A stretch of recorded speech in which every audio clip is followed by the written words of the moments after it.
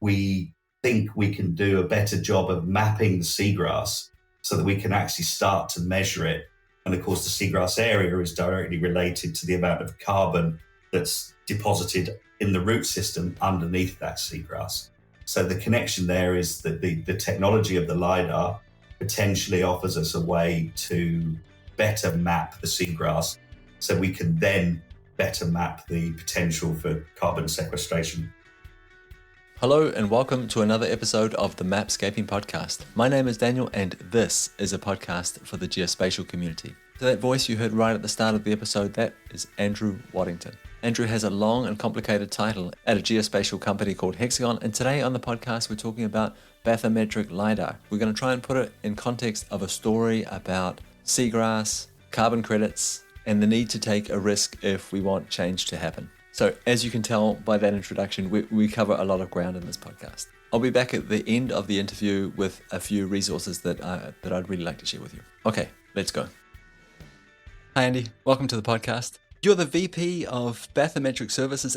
I realize your title is much longer than that, but if we leave it to that right for now, at a company called Hexagon. I was at your Hexagon Live event a few weeks ago, prior to the recording of this podcast episode, and you were telling this wonderful story that had something to do with blue carbon, sensor-tagged sharks, seagrass, and airborne bathymetric lidar. And so today on the podcast, I'm hoping that you can help us put all of these things together and tell a story around that. Before we get there, what is your actual title at Hexagon, and how did you end up at Hexagon? Hi, Daniel. Yeah, I'm VP Bathymetric Services, and I work in the Geospatial Content Solutions team of Hexagon Geospatial Geosystems Division. I've been with Hexagon for just over a year. My background is in the marine industry and in hydrographic surveying, and an opportunity came up within Hexagon, and I was lucky enough to be offered an opening, which I've taken, and I'm enjoying it at the moment. Was LiDAR, like bathymetric LiDAR, has that always been a part of surveying? What did you call it? Hydrological surveying? Hydrographic survey. Yeah, I mean, Bathy Lidar is an emerging technology, really. It's been emerging for about 20 years, and it's developed a lot in the last 10 years. So I'm old enough to have started hydrographic survey in the days when GNSS was something we look forward to in the future. We used echo sounders mainly, and that's been my background. But I moved into airborne bathymetric LiDAR about 15 years ago when it was really in its first generation. I'd say we're probably now in the fourth generation, and it's just being more accepted as a mainstream hydrographic tool now. Right, I really want to get into the details of that a little bit later on in the conversation. But I think I mentioned a few sort of keywords to this conversation earlier on, and one of them is blue carbon.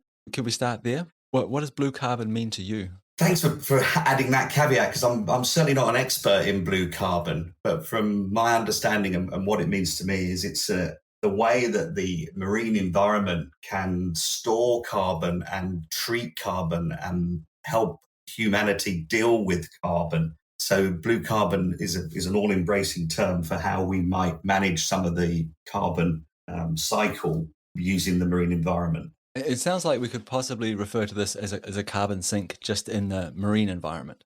Kind of. I think it's a bit more complicated than that, in that it can give carbon back to the cycle. So it is part of the whole cycle. And we're finding, as with carbon sequestration on land and carbon sinks, they only last for a certain length of time, and then the carbon gets re-released, like when you burn wood, for example. So it's not truly, the part of it that we're talking about is not truly a carbon sink. It's more of a deposit and management of carbon. Okay, yeah, thanks for clarifying that. I think that makes a lot of sense. So again, going back to these keywords that I mentioned before, a couple of them, could we start with this sensor-tagged sharks and seagrass? What do these two things have in common? It's exciting, isn't it, when you start mentioning modern technology like sensor tagging and combine it with the natural environment, especially with something as exciting as sharks. And that part of the sort of study that we've done and the work that we're still doing has been led by our partners in this project, who are a company called Beneath the Waves, who are largely a conservation type charity who've got a lot of expertise in managing sharks. And they almost inadvertently discovered that when they were tagging sharks to find out how they behaved and what their health was like, they discovered that the sharks tended to live in areas of seagrass.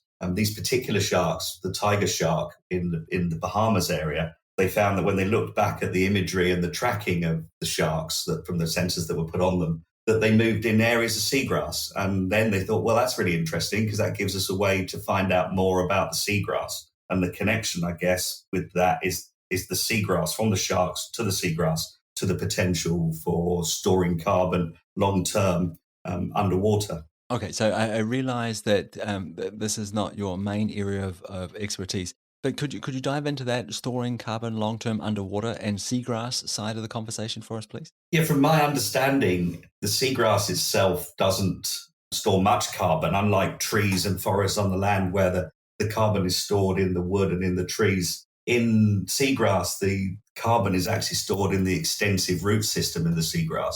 The seagrass itself is not very big, as you probably know, although it covers some very large areas, is quite dense. The carbon is actually taken in through the seagrass itself and then stored in a very long root system beneath, inside the sand. And it's stored at a few millimeters a year. And as the seagrass stays there for potentially centuries, there's an extensive deposit of carbon in the seagrass roots. Okay, so you've done a great job sort of giving us some context to the story. And I guess now we can move on to the bit that is, more in your wheelhouse, this airborne bathymetric lidar. What does this have to do with seagrass and blue carbon? We're using bathymetric lidar to map the seagrass, the extent of the seagrass. The bathymetric lidar system is optimized for mapping the shape and size of the seafloor, the seabed. In purely hydrographic and bathymetric terms, we're looking for the depth. And traditionally, bathymetric lidar has been used as a hydrographic tool to gain depth information for putting on nautical charts for safety of life at sea and for stopping ships running aground. More recently, we found that there's a lot more information in the data that we collect from the bathymetric lidar than just the seabed. And we've tended to take a lot of that information out and actually try and suppress it. But as we start to become increasingly aware of the importance of the sort of marine ecosystem, we can see that we've got more information on the marine ecosystem in the waveforms that form the data that we collect with the bathymetric lidar. So bringing those two things together, working with the information that Beneath the Waves gave us from the shark tagging, we think we can do a better job of mapping the seagrass so that we can actually start to measure it. And of course, the seagrass area is directly related to the amount of carbon that's deposited in the root system underneath that seagrass. So the connection there is that the technology of the LiDAR potentially offers us a way to better map the seagrass so we can then better map the potential for carbon sequestration. Wow, it is really easy to interview you. You're doing a brilliant job of helping us understand this. Amazing. Thank you. Why use LiDAR for this? Like you talked about, we can get more information out of it, but why is LiDAR better than other forms of mapping, of marine mapping? Yeah, I think that's a really important question, Daniel. And I'm going to I'm just going to follow up with a thing. I don't necessarily think that it's better because that's a sort of value judgment.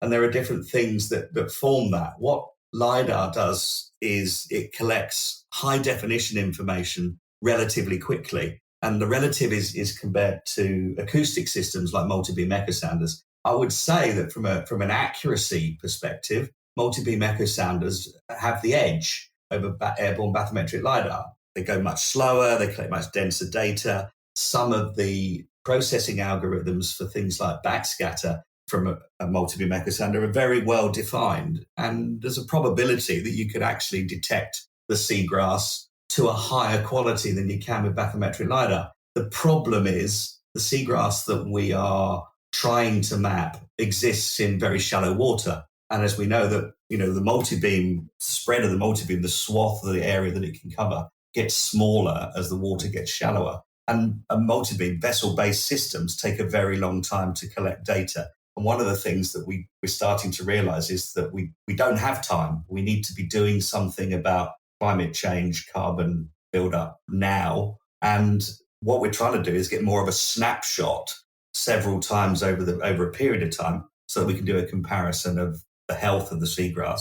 And that's what bathymetric lidar offers us, because we're flying in an airplane at 120, 130 knots over an area. We can clearly collect more data than a boat that's traveling at 6, maybe 10 knots and has a much narrower swath. The other end of the equation is, well, what about space-based systems, the satellite observation? And yeah, absolutely. The satellites, they collect wide area very, very quickly. And the actual products are becoming much cheaper, but they don't have the definition and they don't have the level of detail that the bathymetric lidar can collect. So a lot depends on what you want. Is it quick? The answer is yes, it needs to be quick. Does it need to be accurate? The answer is yes, it needs to be accurate enough. And then the question then comes in of price. And the first two, bathymetric lidar can deliver. It's the optimum solution to collect data to high accuracy, high definition, and much faster. But there is a myth that it would be cheaper, and it isn't. I mean, space-based systems are much cheaper, but you don't get what you need to really map the seagrass in the detail that we're talking about. So that's why we think bathymetric lidar from an operational point of view is a good solution. There are some other bits as well about additional information that we can extract from the LiDAR, but that really gets down into the technical nitty-gritty to do with wavelengths and light and so on, and how it interacts with plant life itself. We believe, and we've had some successful tests, but we haven't productionized it yet, that we can actually help identify species of seagrass with the LiDAR, which isn't currently possible using acoustic systems. Wow, that would be amazing. If you can prove that, that would be incredible. Yeah, absolutely. And we are working on that right now. So with our extensive resources in terms of software development and in terms of technical expertise, and indeed the hardware in the sensors, we're trying to demonstrate that that can be done.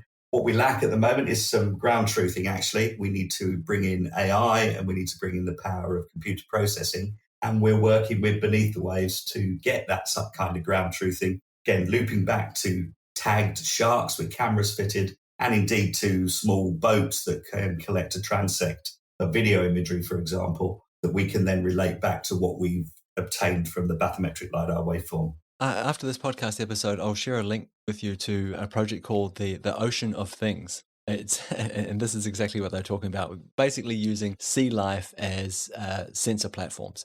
I thought it was fascinating. I'll share that with you later on and also put it in the show notes of this episode. I want to go back to LiDAR because I think you did a great job of describing or pointing out that it's not necessarily the absolute best in every situation, but it's the best in this particular situation. I think one really important piece of context that we need to know here is the depth of the water. My understanding is that bathymetric LiDAR is quite limited in terms of its penetration depth. Yeah, it's definitely limited, Daniel. It's the limiting factor, really, with bathymetric LiDAR. If bathymetric LiDAR light in water behave the same way as sound, we could get very deep, but it doesn't. The energy in the laser pulse runs out. It's scattered by suspended sediment in the water column. It's scattered by fish. It's scattered by particles in the water. So the energy doesn't get back to the aircraft and the sensor receivers. So it is limited by depth. And there is no absolute depth that you'll see from different system manufacturers that they say we can get to 50 meters, we can get to 55 meters, we can get to 45 meters.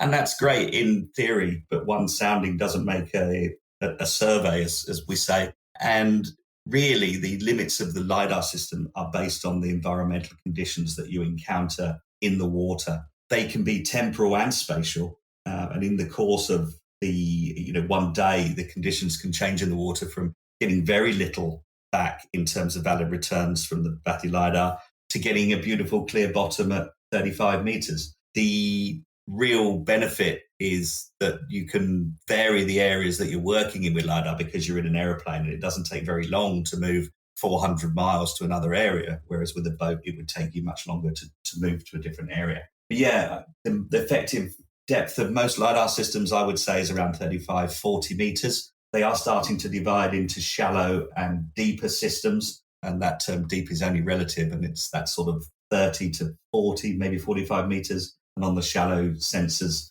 on the land, all the way from the land on topo, all the way down to about 30, 35 meters. But it's entirely dependent on the environmental conditions in the water. One day you could get 35 meters. The next day you may get 35 centimeters if you're lucky. And it almost doesn't matter what system you use. The physics of light and its interaction with the water column mean that you just aren't going to get there. We just haven't worked that bit out yet. Maybe we will one day, but at the moment, I think we're limited by the physics of light. I just want to go back to some of these environmental conditions that you're talking about that make the difference in terms of, I guess, the quality of the data we can collect and the depth that we can penetrate to? I'm assuming sediment is something, a general sort of clarity of the water.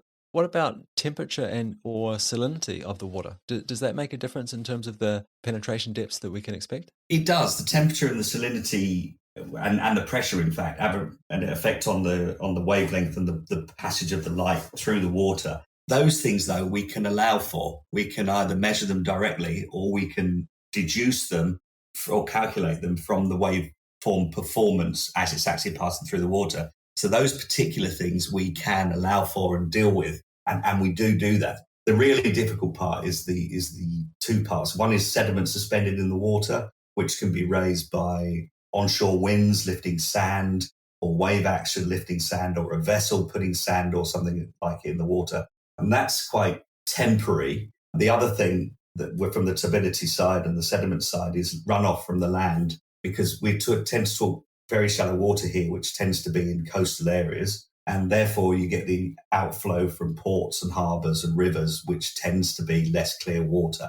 Especially if it's been raining on the land, we will see the effects of that in the coastal environment. And that will have a direct impact on the ability of the LiDAR to work. The other thing that's key is the type and nature of the seabed itself and the reflectance of the seabed. So in a nice sandy seabed, you get high reflectance, nice white or yellow surface. In areas of rock or indeed in some seagrass, they're greener and darker. And of course, we're using a green wavelength, which just gets totally absorbed by the seabed rather than being returned to the sensors. So that's the other thing that can limit the effectiveness of bathymetric LiDAR and the depths that it can achieve.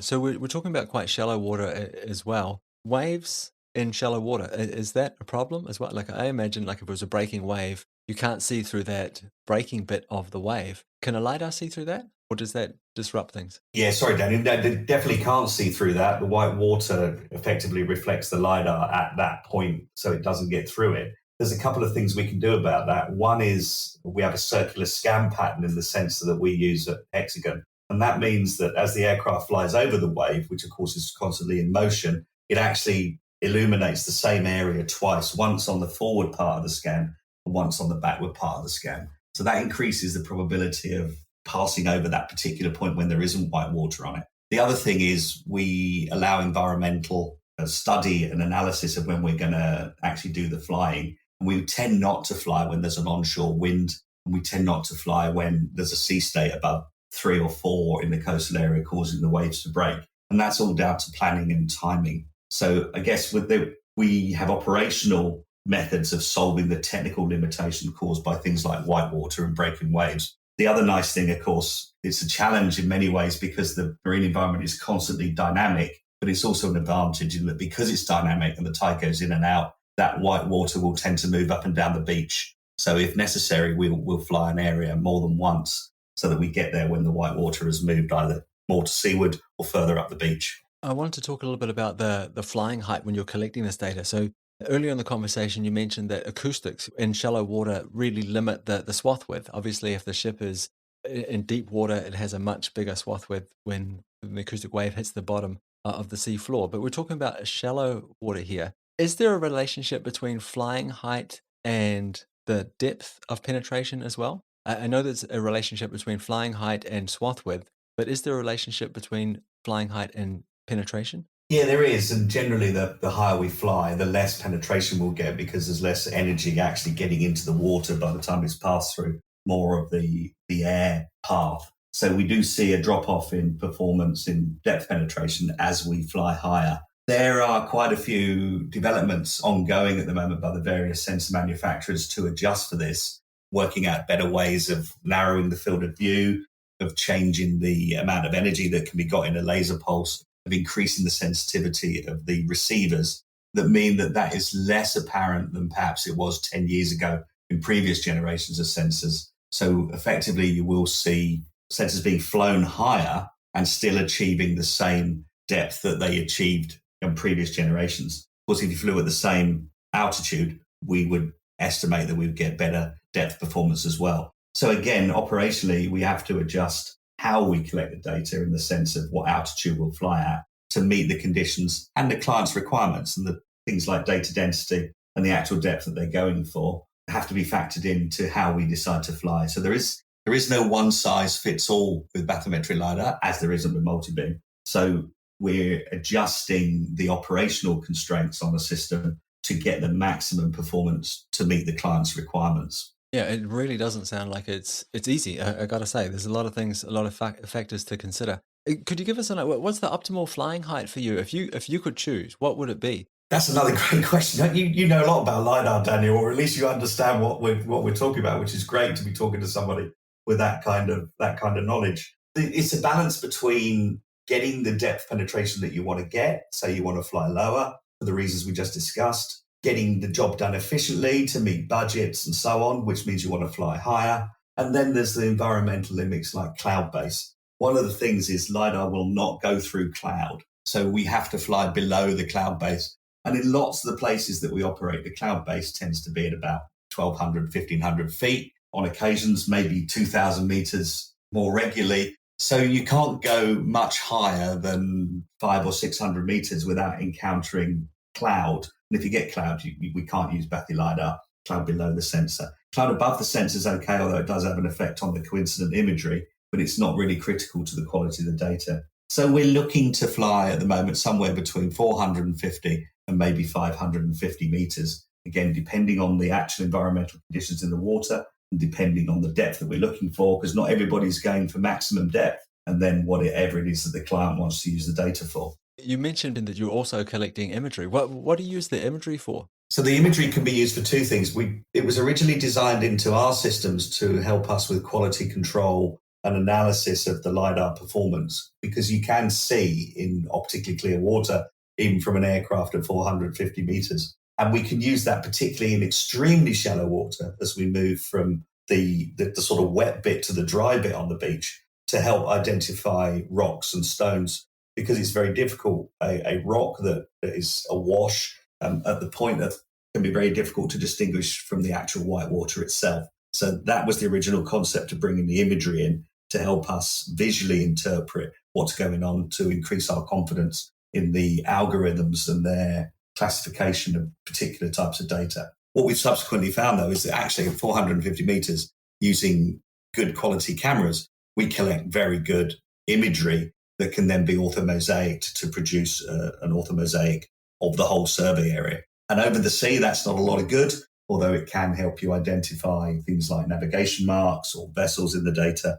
But on the beach, it's extremely useful because we tend to look inland when we fly normal missions. We tend to be interested in where people are, where people live, where people exercise and play and so on. And actually, we don't then focus very much on that very sensitive and critical intertidal range and beach area where most of the sort of coastal processes are going on in terms of vegetation, sea life, and indeed erosion and so on is happening in that zone that we tend not to look at. So we found some real advantages of taking the coincident imagery. Wow, so it sounds like you're flying much higher than I thought you would actually, and collecting a lot of imagery when you do it. If I was planning this, a survey campaign, I had my geographic area mapped out. I want to go and survey this today. Are you mapping it out in terms of like constant water depth? So I only want to map this area that has this constant water depth, or perhaps a known sea floor, and then move on and map another water depth, adjusting the sensors, perhaps mapping another water depth, and then coming back for the day and moving through the survey area like that? Or do you just fly up and down it, over it, make sure there's enough overlap and deal with all the sort of pre-processing later on? It's the latter that we do because it makes it more efficient to collect. But your point about how we deal with the data later is a really important one, and one that the importance of which is emerging more and more. We don't apply the same processing routines to all the data just because that's what we've collected. We are finding that some people are interested in the data from 50, 100 meter altitude inland all the way to 5 meters, and they're interested from an environmental perspective. So we may process that a different way to how we would process, for example, information from 5 meters to 20 meters, which is going to be used for nautical charting and safety of life at sea, where object detection becomes extremely critical. So we are finding that there are different ways to approach the processing depending on the final application of the data. So we'll collect once and we'll collect with the best settings that we can. But then when it comes to the processing and the magic part of the whole process, that can be optimized for different outputs from the same data collect. Thank you very much for using the word magic there. I really appreciate that. Because that's the way it feels to me a lot of the time when I hear people talk about it. We put it in a box, some magic happens, and we get this result. So that sort of tells me that you need to know quite a lot about the sea floor before you do your processing. Maybe not before you do the collection,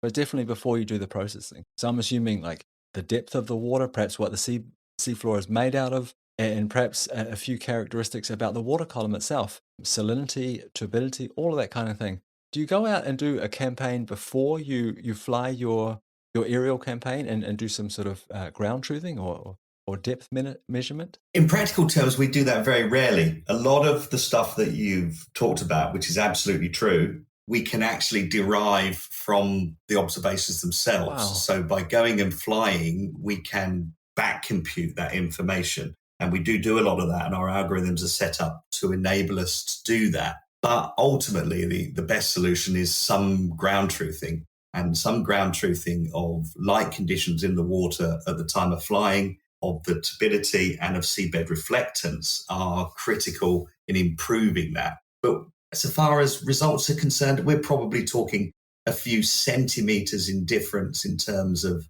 penetration and accuracy, because what we can actually do is tune the algorithms during processing to optimize the outputs based on all those collectibles that you talk about, Daniel. And the waveform that we collect full waveform data. The waveform has so much more information than we have traditionally extracted because we focus purely on the seabed. And we're finding that it's got even more information as we start to look at it in terms that you just described so far as important inputs to how the light performs in the water. Okay, so we now understand that this is non-trivial. Like creating a survey like this is not necessarily really easy. It sounds like you can do it, but it doesn't sound easy. Earlier in the conversation, if we go back to our blue carbon and our seagrass there, you were talking about LiDAR is the best solution for this particular circumstance, for this particular scenario, because it's quick and you possibly need to do this recapture an area multiple times a year.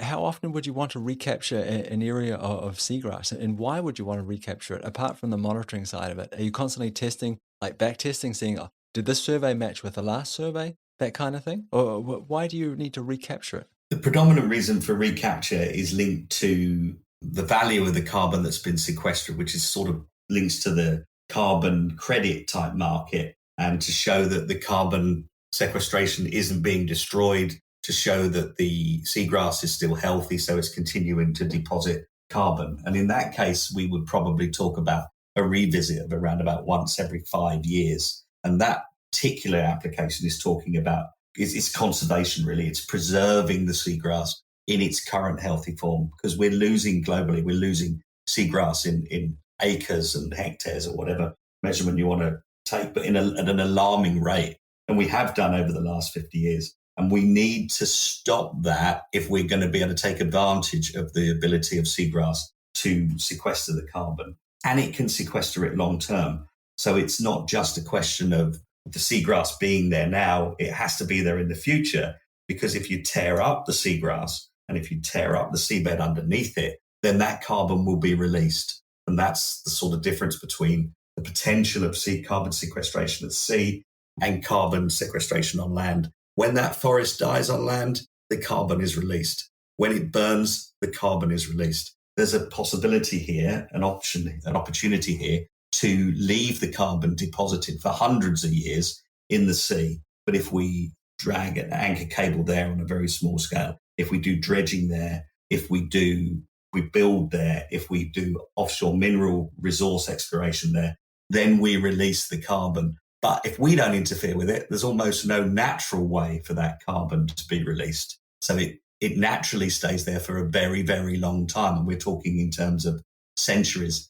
Even storm events, because of the nature of seagrass that binds it all together. And we know that seagrass absorbs storm events at sea. Even storm events don't disturb that carbon to the extent that storm events would disturb green carbon sequestration in forests and so on. So that's why we'd sort of look at doing a resurvey to prove that it's there. The other one that you mentioned about whether we can improve on what we did before or what the changes is a really good point, because one of the things we are increasingly learning with the power of computer is that it's detecting change is much easier thing to do than to get the baseline in the first place. So if we can get a baseline and then resurvey, all we need to do is then detect and observe the change from that baseline to the next survey. And that's a much faster and easier process than repeatedly collecting again every 10 years, every 50 years, almost collecting for the first time. So we want to make the observation of what's going on in the nearshore environment a much more routine and regular process so that we can better understand what's going on and in time to take necessary action. Because as we know, the rate of change in the marine environment is huge, it's accelerating, and we don't have long before we need to do something about it. Some people say we've already missed the opportunity. We think that by applying technology with the science and nature's own natural way of doing things, actually we can make a difference much more quickly. But we need to get on with it. We haven't got time to keep waiting. Yeah, I totally agree. And like, I'm all for science and I'm all for measuring more stuff and collecting data. And I love seeing that these different technologies that are being developed. It feels like on a daily basis. All this stuff amazes me. But there is a part of my brain that thinks, come on, we already kind of know what to do. Why don't we just do that? Like let's make a decision and move on. But I do completely understand what you're saying. And it sounds like part of the thing that's enabling this business case of the carbon credit, which is essentially, as I understand it, making sure that the seagrass is protected and creating a business case around protecting the seagrass, is that we can use this bathymetric lidar to measure it accurately, and we can gauge how much is there, and then we can sort of add this into the carbon credit system, and this creates the business case. But it's built around this accurate measurement. Am I on the right track? Absolutely 100%, Daniel. And I think that is really well observed. We know it works. We can see it works. We know the seagrass is there, but we're not entirely sure how much. One of the things we need to do is work out a mechanism that places some kind of monetary value on the carbon sequestration. And what I think we want to try and do, and what is in the back of my mind as a way that in which we can make this more viable, is that we have to increase the value of leaving the natural resource as it is. And at the moment, it doesn't really have a value in monetary terms. We kind of know, as you say, we should just get on with this. We kind of know that it works and that it's valuable, but we can't put a figure on it. And the way we do things at the moment in society is we have to be able to quantify it and give it a value almost in cash terms. And before we can do that, we have to measure it. Just knowing that there might be 58,000 square kilometers of seagrass in the Bahamas is great. But actually, when it comes to monetizing it, is it 55,000 or is it 60,000?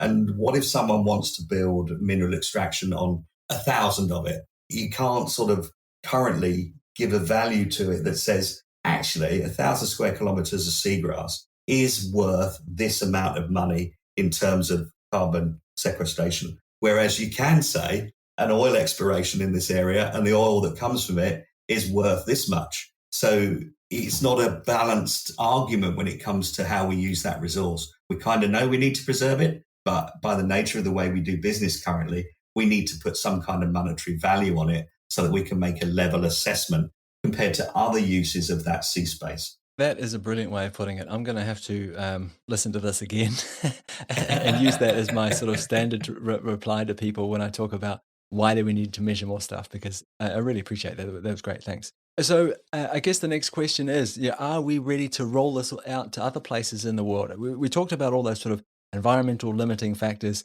When you think about doing this in other geographic areas, is it possible, or is this just a very unique case that we're talking about now that's not that we can't replicate anywhere else? We think we can replicate it. We do think that the Bahamas is unique and the time is unique, and it's coming together of an awareness and a willingness in the Bahamas itself to embrace this opportunity. And the science is there that was being carried out in the Bahamas anyway with the shark tracking because that's where tiger sharks live. And we've been able to bring our science to it now, our technology to it now.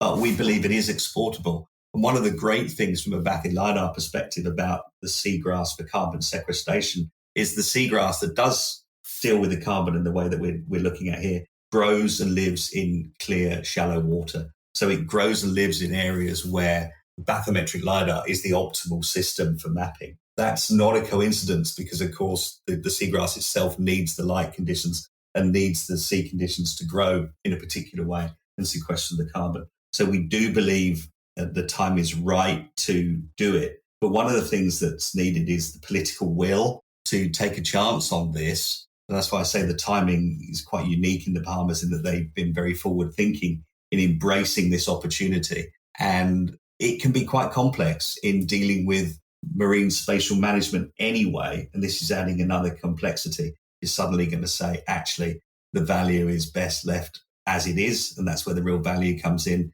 In some places, that might not fit with the current economic model or the current cultural model. So there are definitely challenges. But from a technical and science perspective, it can be exported, and we're ready to look at doing that. We're not quite productionized yet, Daniel. We've still got some work internally to do. This was a pilot project, and we're now ready to go on to the next stage. So it's not fully productionized yet. But when the opportunity comes up to do it, we are ready to productionize it and take it more globally and address this global problem on a global scale. Just out of curiosity, what would it take to productionize it, to have a product that you can just, like a standard product that you can just sort of roll out? What are you missing? The part that we're missing, I guess, is ground truthing, to be honest. I mean, the investment is a very important part, investment in the R&D, investment in the technology, and that's going on. And we're doing that within Hexagon with our partners. But the part that's probably missing is ground truthing. And we know that, as I mentioned earlier on, there is no one size fits all. We will have to ground truth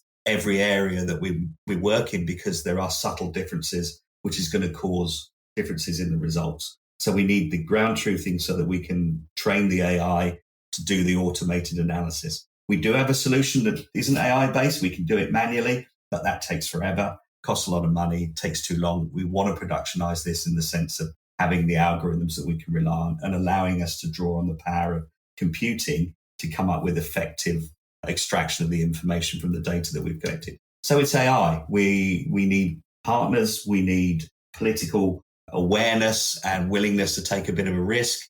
And we need some ground truthing from traditional means to help us train our algorithms. So you've mentioned that political willingness and risk a couple of times now. What is the risk? Is the risk finding out that, perhaps we shouldn't be using this geographic area for that activity, and maybe we have to make some cultural changes? Is that the risk, or is it a financial risk? Do they have to front up with a big bag of money to sort of make this happen, to do a test run? Or when you say risk, what do you mean?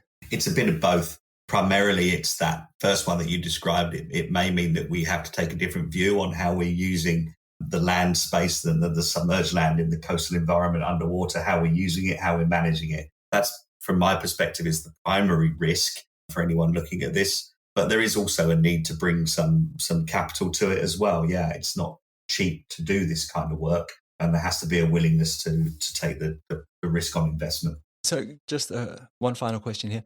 Could you give me an idea of what how much money could a government like the Bahamas make on these sort of carbon credits? I'm trying to understand, what is the return on investment for them? Like, how much is this geographic area worth per square kilometer? Just so I get an understanding of it. We don't really know that yet. It depends on the state of the voluntary carbon credit market. The carbon credits on the voluntary market have been going up in price, which potentially increases the value. In terms of, in general terms, we're certainly talking big figures, potentially, but it all comes down to how we as a society want to embrace the opportunity to deal with carbon and what value we place on it. So I'm dodging your question and not putting a figure on it, Daniel. That's partly because I don't know the answer to that. The feeling from a business model perspective is it's worth making. The level of investment and the potential return from a business perspective is there. But the bigger return has got to be in conservation and dealing with the current climate crisis that we're in the middle of. No, I appreciate that it's not easy to sort of plant the flag and say it's worth this, especially when we're talking about a market that can move up and down. So I appreciate that. But it is interesting to hear your thoughts around it. What are you most excited about when you think about bathymetric lidar, going forwards? I think it's a really valuable tool in the sort of tool bag of hydrographic instruments. I have never felt that bathymetric lidar is the silver bullet that's going to fix everyone's problem. The silver bullet is combining the right hydrographic sensors to the right area in terms of geography and environment, and for the right application in terms of what sort of output you're looking for. And for me, the optimum, the best thing, the most exciting thing would be to see bathymetric LiDAR accepted in its place as something that's faster and does a good job to supplement perhaps the areas that can't be surveyed efficiently using multi-beam, and those areas that need a better accuracy and better granularity of data than perhaps space-based systems. So that for me would be the thing that I would see most exciting, would be to see an acceptance in the hydrographic community and in the charting authorities and so on, that one size doesn't fit all, that we need to use the right tool for the right environment and the right geographic area. And one of those right tools is bathymetric LiDAR. Well, I think more sort of case studies like this, more successful case studies like that should help with this, surely. At least that's my hope. Thank you very much for your time. Yeah, I really appreciate the conversation. Thank you very much for your patience, slowly but surely walking us through the subject, being open and honest about this. I think that the temptation could be to say that, bathymetric LiDAR is the silver bullet. It's the answer to everything. Please go out and buy my stuff. But you didn't do that. and I appreciate that. If there's somebody out there listening to this and they want to sort of learn more about this particular case study or the work that you're doing, where should they go to do that? So the best place to see this particular study is on Hexagon's R Evolution feed online. So that's R-Evolution. If you pop that into Google, it will come up with a link to our Evolution website, which shows where a section of Hexagon is looking to apply our technology to come up with environmental solutions. We've applied it on land and also, in this particular case, in the ocean part. So that would be the best place to see that, Daniel. Great. Thank you very much for your time. Really enjoyed talking with you. Thanks, Daniel. So I really hope you enjoyed that episode about bathymetric LiDAR with Andrew Waddington, VP of Bathymetric Services at Hexagon. And as promised in the introduction, I want to take a few minutes here to point you towards some more resources that you might find interesting. So in the show notes of this episode, you'll find a bunch of links. So one of the links will be to the case study that Andrew was talking about, this case study in the Bahamas with the seagrass. And you can find that at r-evolution.com/r-initiatives/oceans.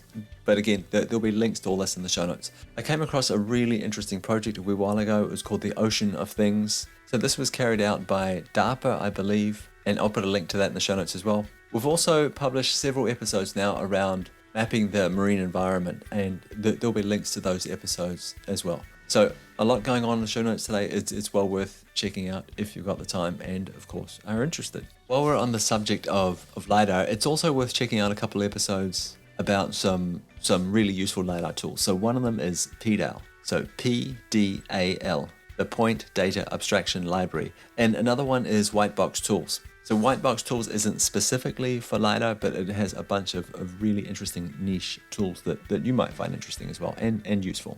So check out those two things. Again, links to those episodes in the show notes, or you can just search for them on Google, and I'm sure you'll find them there as well. Okay, that's it for me. That's it for this episode of the Mapscaping Podcast. Thank you very much for showing up again this week. I really appreciate it. I'll be back again next week, and I really hope that you'll take the time to join me then. As always, you're more than welcome to reach out to me. You can visit the website, mapscaping.com. There's some contact information there, or you can follow us on social media. On Twitter, it's @mapscaping, and there'll be a link to my LinkedIn profile in the show notes of this episode. Feel free to reach out for whatever reason. I would love to hear from you.